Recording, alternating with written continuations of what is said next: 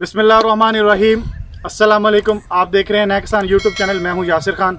दोस्तों, आज आपके लिए एक नई चीज़ ऐसी लेके आया हूं कि जिससे आपको इंशाल्लाह काफ़ी कुछ सीखने को मिलेगा। हम इस टाइम धान के प्लाट के ऊपर खड़े हुए हैं और ये धान तकरीबन अभी निसर चुका है। आज का जो मेन मौजू है कि धान के अंदर जो हमारा अमूमन दाने नीचे से सूख जाते हैं वो किस वजह से सूखते हैं। जैसा कि मैं आपको अगर दिखा सकूं तो ये एक पौधा मैं इधर से ये स्टेम मैंने पकड़ी, ये मैंने निकाली।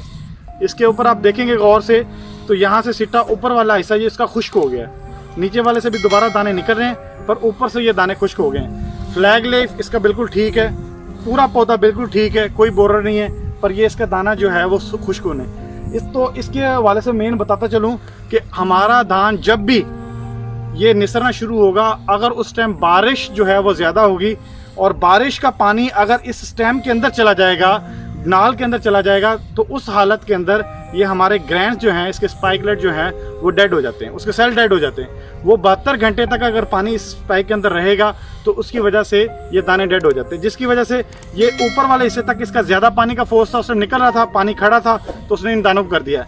इसके बाद लोअर लीफ वाले देखें, इसके दाने बिल्कुल ठीक है। इसी तरह मैं दूसरा एक और पौधा दिखाता हूँ जो उस टाइम आधा निकल चुका था और आधा अभी जो है वो उसकी अभी पोलिनेशन होनी थी। तो जैसा कि ये देखें, मैं अगर आपको दिखा पाऊँ तो इसके बॉटम साइड पे देखें, ये नीचे वाले दाने जो हैं वो खुश्क हो गए, वाइट हो गए हैं, ठीक है। और ये वाइट होने की वजह अगर आपको मैं करीब से आके दिखा सकूं तो ये तकरीबन यहाँ से देखें, ये वाले दाने जो है, ऊपर वाले दाने बिल्कुल ठीक थे, नीचे वाला सिट्टा भी निकलना था, इस नाली के अंदर पानी खड़ा रहा जिसकी वजह से जो इसके सेल डेड हो गए।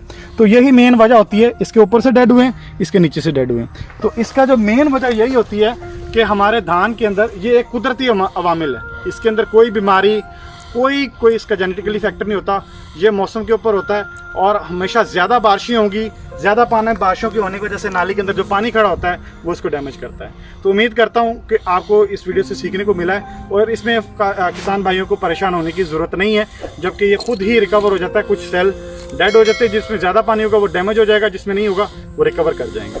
तो अब तक के लिए इतना ही, दोबारा मिलेगी एक नई वीडियो के साथ। तब तक के लिए अल्लाह।